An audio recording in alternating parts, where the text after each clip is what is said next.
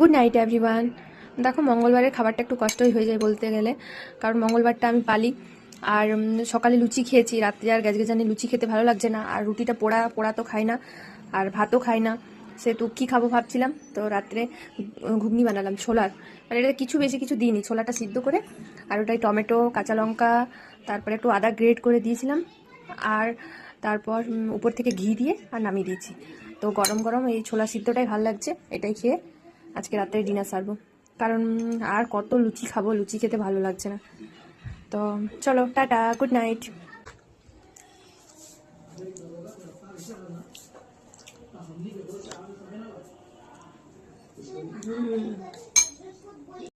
আর আমার মতন কে কে আছো যে এরকম চিল চিল জল খাও, তো নিশ্চয়ই জানাবে কমেন্টে। আমি তো মানে গরম শীত পোড়া পর্যন্ত আমি এরকম চিল জল খাই।